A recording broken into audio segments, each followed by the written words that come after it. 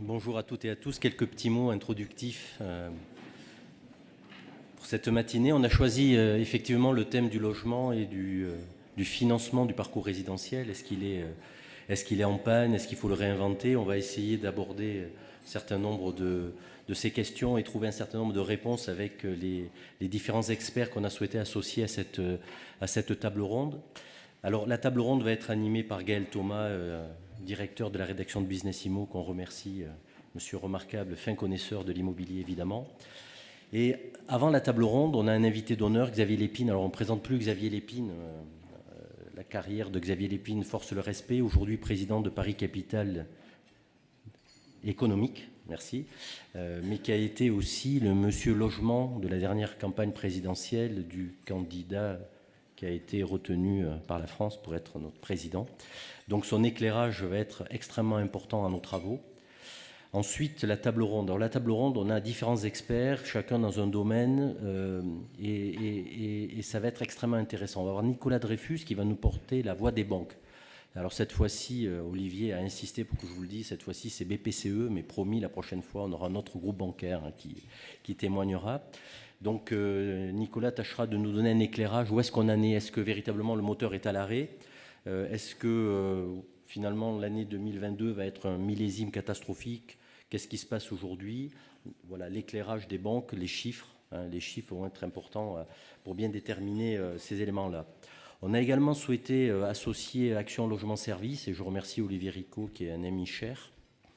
Action Logement Service, vous savez, c'était ce qu'on appelait le prêt 1% aux salariés. Alors, que fait Action Logement Service aujourd'hui dans l'accession à la propriété? Est-ce que Action Logement continue à financer? Comment ça se passe? Quelle est la vision d'Action Logement sur ces sujets-là? Pour poursuivre, on aura une vision 360. Alors Yannick Borde est un homme hybride à la tête d'un groupe hybride. C'est bien ça, Yannick? Alors pourquoi 360? Parce que Yannick est maire, il est promoteur et il gère encore les encours du Crédit Immobilier de France pour un certain nombre de dizaines d'années.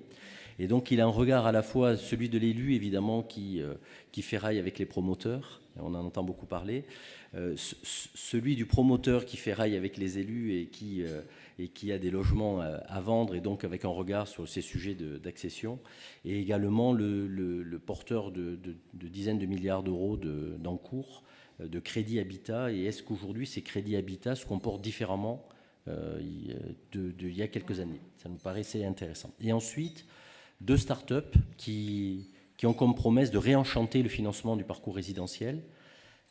Cyril, qui porte la start-up Hacker, et Kevan, Virgile. Alors, Kevan, j'arrive toujours pas à dire ton nom de famille, tu le diras tout à l'heure. Kevan qui a levé 15 millions d'euros la semaine dernière. Donc c'est à croire que le modèle séduit. Alors Cyril, c'est plutôt un schéma, il vous l'expliquera bien, d'accession progressive à la propriété, alors que Virgile, porté par Kevan, c'est un modèle de co-investissement. Donc il y a un copropriétaire à côté de l'accédant à la propriété, et il va nous expliquer comment ça se passe.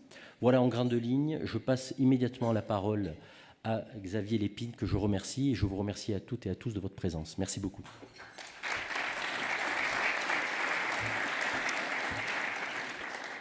Bon, c'est pas terrible, hein. C'est pas terrible. Sur les 40 dernières années, c'est 2 générations. C'est aussi le début de la baisse des taux. Et sur les 40 dernières années, finalement, l'inflation générale des prix de l'INSEE, ça a été multiplié par 3,5, donc 350% d'inflation. Le SMIC a été multiplié par 400%. Le logement dans les zones tendues par 10. Si je rajoute le loyer, ça fait 15. Et la bourse, ça fait 33, dividendes inclus. Donc le moins qu'on puisse dire, c'est plutôt une rémunération du capital que du travail. Le travail, grosso modo, a suivi l'inflation et le capital a été extrêmement bien rémunéré. Ce qui est gênant, c'est que, effectivement, quand il s'agit de logement, on a plutôt affaire aux salariés. Tout ça a été possible, effectivement, par la baisse des taux, puisqu'on s'aperçoit que, forcément, ce qui s'est passé, c'est qu'à chaque fois que les taux baissaient, on pouvait allonger la durée du crédit, et on a pu faciliter, effectivement, la hausse des prix. Il y a eu également la non prise en compte de phénomènes démographiques et sociétaux. Grosso modo, on a mal estimé la croissance de la demande de logement. La demande, on a une population sur la période qui a augmenté de 0,8% par an, et alors que finalement la demande de logement elle a plutôt augmenté de 1,1%. Pourquoi cette différence? Tout simplement parce qu'on a la bonne idée de vivre beaucoup plus longtemps. Voilà, donc plus de demande de logement. Quand on vit plus longtemps, on transmet aussi beaucoup plus tard. Ça, c'est un autre phénomène. Donc, la transmission qui se faisait vers 35-40 ans, maintenant, c'est à l'âge où les enfants, s'ils sont sympas, acceptent de partir de la maison, c'est-à-dire vers 55 ans. Également, en 1975, on a fait une loi qui était la réforme du Code de la famille, qui a permis aux maris de divorcer et aux femmes de divorcer aussi facilement. Donc c'était la loi sur le consentement mutuel. Ça peut paraître ridicule, mais la réalité, c'est que la décohabitation a créé un besoin de logement supplémentaire. Donc on arrive dans une situation où le logement est devenu effectivement complètement inabordable, qu'il a été porté par la baisse des taux. L'immobilier lui-même de bureau, on sait très bien, dans les années 80, je remonte toujours aux années 80, on a dit en France, on n'a pas de pétrole, on a des idées, ça s'est traduit par on n'a plus d'usines, on a des bureaux. Bon, accessoirement, vous connaissez tous comme moi le prix du mètre carré de bureau Prime QCA, on est entre 30 et 35 000 selon CBRE. 35 000 euros pour faire 2 mètres carrés pour faire des bureaux alors qu'on n'arrive pas à loger ses compatriotes, comme dirait Olivier, c'est un peu compliqué. Un peu compliqué, le mot est faible. Donc quelle a été la réponse finalement des pouvoirs publics depuis toute cette période? Ça a été finalement de se dire j'ai deux outils à disposition. L'un, c'est la baisse des taux, qui est un outil que savent très bien gérer les banques, qui permet donc d'augmenter les prix. Et deux, c'est de faire du logement social, sous toutes ses formes.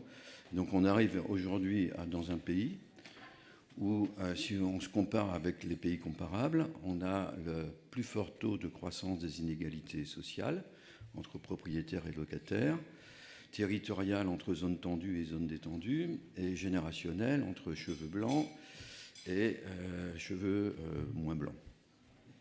Je ne sais plus comment on dit aujourd'hui, mais bon.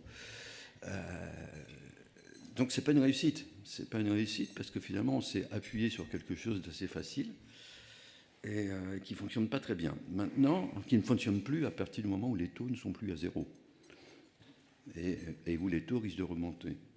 Alors, qu'est-ce qui nous attend sur le plan des taux? Bon, ce qui nous attend, ça ne va pas être très, très joyeux non plus.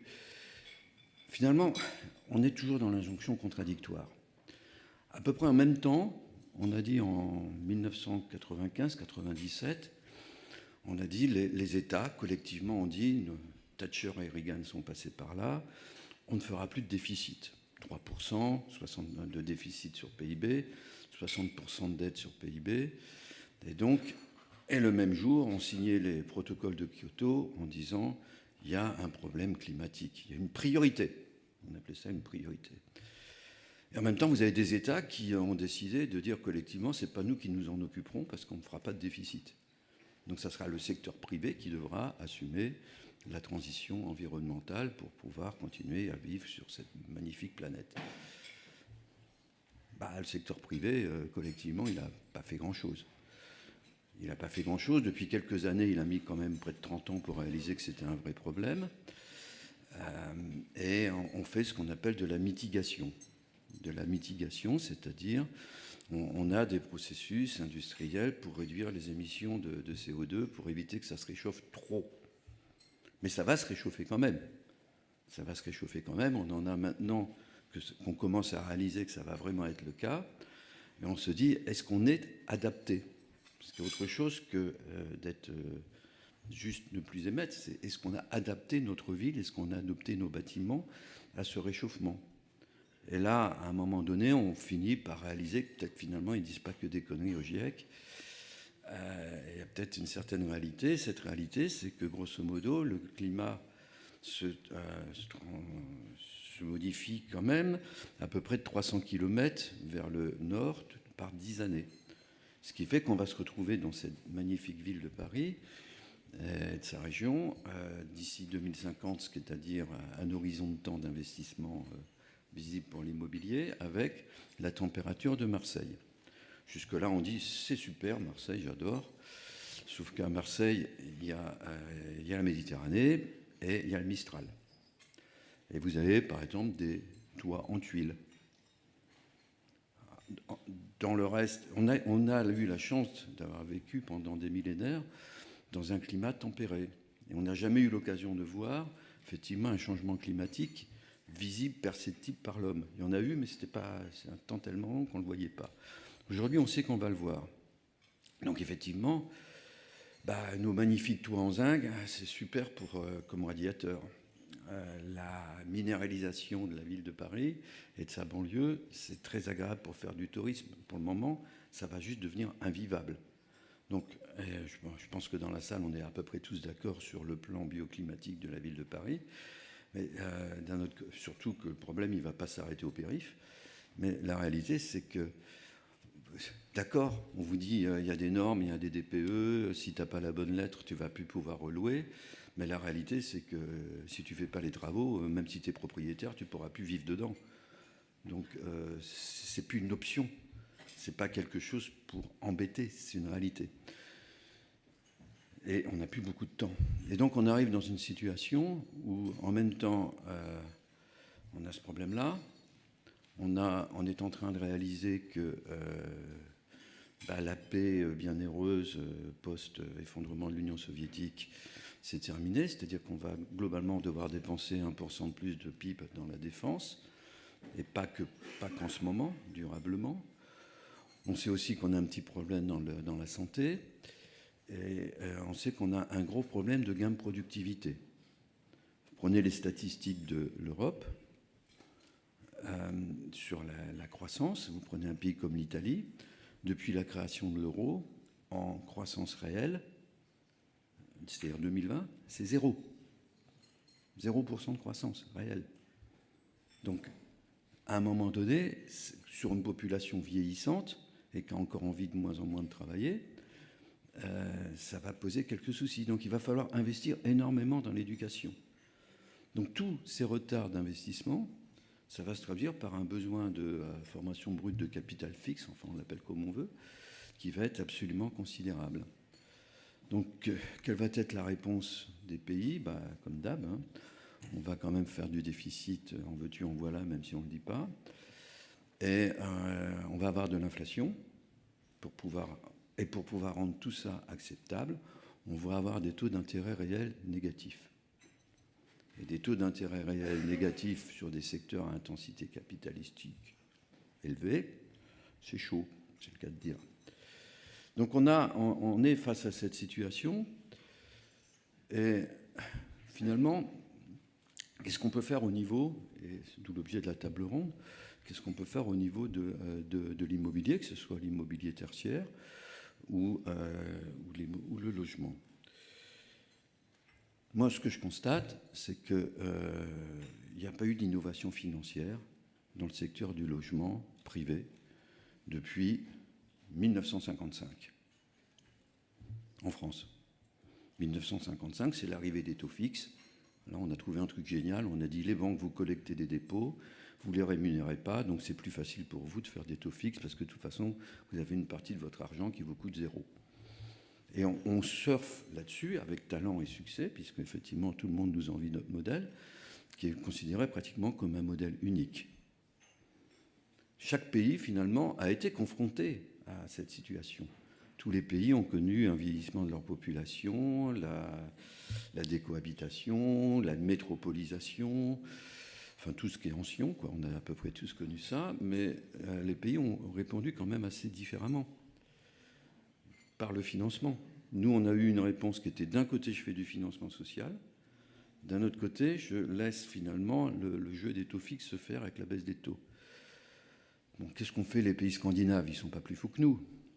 Les pays scandinaves, ils ont dit on va endetter en même temps la personne et le bien, parce que le bien a une durée de vie supérieure à la personne. Donc effectivement, ils ont trouvé un système qui permet de financer différemment sur du très long terme et de pouvoir financer des objets qui valent extrêmement cher, qui ont une intensité capitalistique extrêmement élevée et qui va augmenter. Réponse bancaire. Ça a été d'autres pays qui ont dit la population vieillit, elle transmet plus tard, on fait un prêt d'avance mutation, c'est-à-dire vous pouvez, en France c'est très simple, vous pouvez transmettre 100 000 euros à chacun de vos enfants tous les 10 ou 15 ans, je ne sais plus, ça passe son temps à changer. Qui a 100 000 euros de cash? Levez la main. Dans la salle, ça peut aller, mais ailleurs, c'est plus difficile. Donc, certains pays ont raisonné différemment et ont dit, finalement, puisque l'immobilier est une sorte de fonds de pension des personnes, puisque c'est là où ils ont leur épargne, eh bien, on va faire des avances sur la mutation. Et donc, vous pouvez, en ligne, au Canada, les Canadiens, on sait très bien, les caribous, ils sont fous, ils ont fait n'importe quoi, etc. Les caribous, vous pouvez effectivement mobiliser jusqu'à 25% du montant de la valeur de votre bien immobilier pour faire une avance sur la mutation. Donc, vous ne payez que les intérêts jusqu'au moment de la mutation et vous pouvez, avec les 100 000 ou 150 000 euros que vous trouver à partir de votre logement, vous pouvez donc financer vos travaux de rénovation sans aller dire ma prime rénove. Non, vous avez 500 000 euros de valeur d'un bien, vous pouvez utiliser la valeur de ce bien pour financer vos 20 000 euros. Et vous pouvez également transmettre 80 000 euros si vous avez pu mobiliser 100 000 euros. Ça marche extrêmement bien. Vous avez d'autres pays qui disent finalement, alors vous avez d'autres secteurs d'activité. Qui aujourd'hui connaît le prix de sa voiture? Enfin, la majorité d'entre nous, de toute façon, c'est celle de la boîte, donc ça nous est un peu égal. Mais en fait, vous ne payez plus, vous payez une certaine somme. Au départ, on vous donne un magnifique tableau et vous dites si j'ai envie de payer tant par mois et la récupérer ou la laisser au bout de tant d'années. Ça a pu, les constructeurs automobiles, comme ceux qui fabriquent ça, qui connaissent le prix de ce truc-là, qui achètent ce truc-là au vrai prix, absolument personne. Parce que c'est dans le forfait, pour l'essentiel du prix. Est-ce que vous pensez vraiment qu'ils auraient pu embarquer toute la technologie, tous les surcoûts, que ce soit dans l'automobile ou dans la téléphonie, s'ils avaient mis les vrais prix? Impossible. Ça pose un problème? C'est pas rentable? Non, c'est une bonne partie de leur rentabilité vient de l'organisation de leur financement. Est-ce qu'on fait la même chose dans le logement? Non. Je veux dire, alors que ce truc-là, dans 3 ans, ça vaut 0, et la voiture, ça mettra un peu plus de temps, mais ça ne vaudra pas plus. Est-ce qu'on a imaginé que c'était possible de le faire sur le logement? Sur un bien qui a 2 caractéristiques extrêmement attractives et passionnantes, qui sont qu'à la différence d'une voiture ou d'un téléphone, il y a un fructus. Ce fructus, c'est le loyer, et c'est l'évolution du prix, puisqu'il y a une valeur résiduelle. Est-ce qu'il y a eu des modèles qui ont été mis en place pour ça? Non. Est-ce que l'industrie en tant que telle s'est rapprochée du bâtiment, s'est rapprochée de l'industrie financière pour dire qu'est-ce qu'on pourrait faire ensemble plutôt qu'aller demander une baisse de la TVA ou une subvention de l'acquéreur avec du Pinel ou autre? Non. Je veux dire, on a été extrêmement... Finalement, chaque fois qu'on a eu un problème, on a résolu le problème à court terme sans se préoccuper de savoir comment est-ce qu'on pouvait structurellement adresser le problème. Là, moi, il me semble qu'on n'a plus tellement le choix. On n'a plus tellement le choix parce que les taux d'intérêt ne vont pas redescendre, donc on va arrêter de pouvoir se dire que c'est la baisse des taux qui va financer la hausse des prix, à un moment où il va falloir énormément d'investissements. Donc il est temps que la finance, finalement, retrouve sa raison d'être. Le mot « finance » vient du français, et non pas de l'anglais. Il vient de français qui voulait dire « finir ». Et en fait, la finance a été inventée, il y a extrêmement longtemps, pour finir la construction. C'était le seul bien qu'il fallait financer, parce que le reste se faisait par troc. Et donc, aujourd'hui, on est complètement sorti de cela. La finance, très souvent, est perçue comme l'ennemi. Notamment quand on dit la financiarisation de l'immobilier, on a presque l'impression que c'est un gros mot. Et alors qu'en fait, la réponse, aujourd'hui, compte tenu de l'intensité capitalistique de ce bien et de ses particularismes de l'usufruit, parce que finalement, c'est vraiment le fructus qui nous permet d'imaginer des schémas différents, de partager le fructus entre différentes parties prenantes, qui peuvent être les occupants, qui peuvent être des investisseurs institutionnels, des investisseurs privés. Eh bien, c'est ça l'enjeu. Pour moi, l'enjeu, il est là, et il est vraiment de repenser complètement notre système. Et si on ne le repense pas, on va avancer, bien sûr, on avancera toujours, mais extrêmement qu'à un quart. Donc, les banques, les institutionnels, alors il faut renoncer à quelque chose. Hein. Le bonheur est dans le renoncement.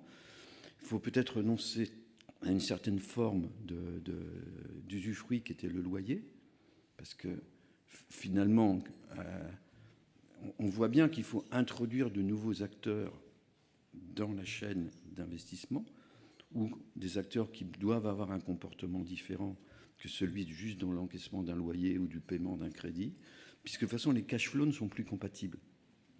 Le cash flow du particulier n'est plus compatible avec le prix d'un logement, et il le sera de moins en moins. Et je vais m'arrêter juste sur un truc. Depuis le début de l'année, les taux d'intérêt ont augmenté de combien ? Eh bien, ils ont augmenté de l'équivalent d'une hausse de quelqu'un qui a emprunté en début. Maintenant, par rapport à quelqu'un qui a emprunté le 1er janvier, il paye 18% de plus de mensualité. Vous pouvez maintenir vos prix ? Non. Donc, il va bien falloir trouver un autre système, et c'est l'objet de cette table ronde. Merci.